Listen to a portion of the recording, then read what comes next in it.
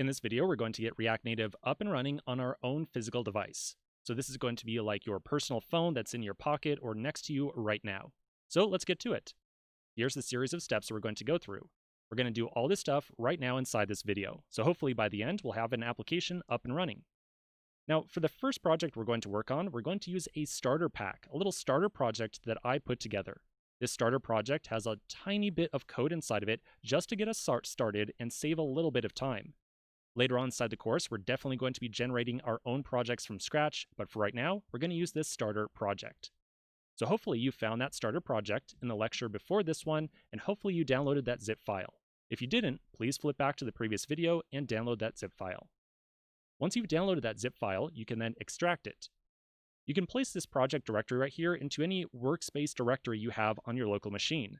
When I say workspace directory, I really just mean a folder that you like to put source code into. You can put this folder anywhere on your local machine that you want. It is totally up to you. All right, so once we've got it extracted, we're then going to open up our terminal and we're going to change into that folder that we just created. So I'm going to open up my terminal right now and I'll change into that rnstarter directory. Then inside of here, we're going to run the command npm install. When you run that command, if you see an error message, I want you to know right away that you should first try to update or install Node for the first time. You can find a link to install or update Node.js right there inside that red box. So back inside my terminal, still inside my project directory, I'll run npm install. When you run this command, Node is going to automatically download a ton of different dependencies into your new starter project. You'll notice that my installation occurs very quickly. That's just because I already pre-installed all the dependencies that are required just to save a little bit of time. Chances are for you, you're going to see that the installation process takes anywhere from like 30 seconds up to 2 or 3 minutes. Totally fine if it takes a while. As that installation is running, you might see a couple of different warning messages appear. If you see any warnings, that is also a-okay. Warnings are fine, and in fact, I really expect that you're going to see some warnings, like the ones you see right here on my screen. The only thing you need to worry about is if you see an error message. So if you see a big error message, well, that means that you need to pause this installation, pause this video, and we should do a little bit of troubleshooting. The first bit of troubleshooting you'll want to do is to just Google the error message. I'll be honest with you, you're going to see a ton of errors as you get started with React Native, and so you definitely want to be in the habit of Googling the error messages you see, because very frequently, other people run into the same problems as you. All right, so now that our npm install is complete, we're then going to run the command npm start inside that project directory. When we run that command, we're going to open up something called the React Native Bundler. This is essentially a program that's going to take all of our source code and get it ready to be ran on some mobile device. So now that my installation is complete, I'll run npm start once again inside of my rnstarter project directory. Once I run this command, we're going to see a browser window appear, much like the one you see right here. So this is what we refer to as the interface to the React Native Bundler, or the Metro Bundler. Again, this is a program that's going to get your code running and ready to be executed on some mobile device. Now that we've got this bundler up and running, we're going to flip over to our physical device, like our actual phone, and do just a little bit of setup. So on our phone, we're going to install an app called Expo from the Google Play Store or the App Store, depending on whether you have an iOS device or an Android. We'll talk about what this Expo thing is in just a moment, but for right now, let's just finish up the setup. Okay, so I've got my actual physical phone right here. This is a screencast of my very real iPhone.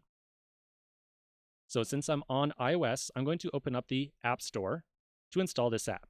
Again, if you're running Android, that's totally fine. You're going to open up the Google Play Store instead. So once you've got your respective App Store open, we'll then hit search, and we'll do a search for Expo, E-X-P-O, like so. I'll then do a search, and we'll see something like Expo Client.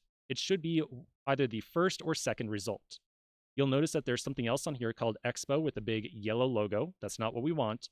We want to get the one that has the logo like this right here.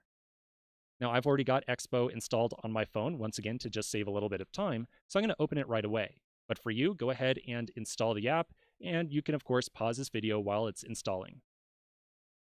Once you've got that app installed, we're then going to go back inside of our browser over to that React Native Bundler. So here's my React Native bundler right here. You'll notice that there's a QR code on the bottom left-hand side. So we're going to scan that QR code. To scan the QR code, you can open up the camera application on your phone. You should not need a separate app just to scan a QR code. So on my phone, here's my phone right here. I'm going to flip on over to my camera application, and I'm going to scan that QR code. There we go. And you can see that I get that pop-up up here on the very top. As soon as I see that pop-up, I'm going to tap it, and that will kick me over to the Expo application that we just installed.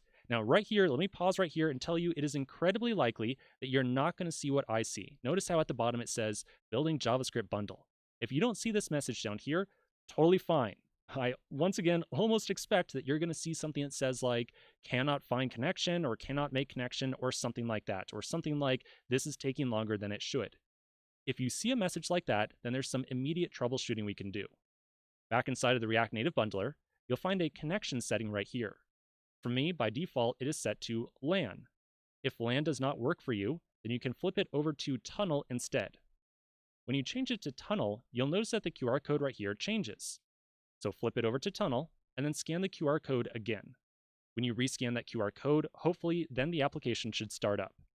So either LAN or Tunnel. I've also heard some people say that local works, so we could change over to local and scan that QR code, but in theory, that should really not work on your mobile device or your physical device. You can give it a try, but it really should be either Tunnel or LAN. So try one or the other until you get it working. If neither of them works, well, that's fine. Once again, you can flip over to the discussion on this video, and we'll do a little bit of troubleshooting. I will say that if you can't get either Tunnel or LAN to work, one immediate solution that you can do, if you want to continue with the course right now, is to go to that appendix section and go through the setup to set up a local emulator or simulator.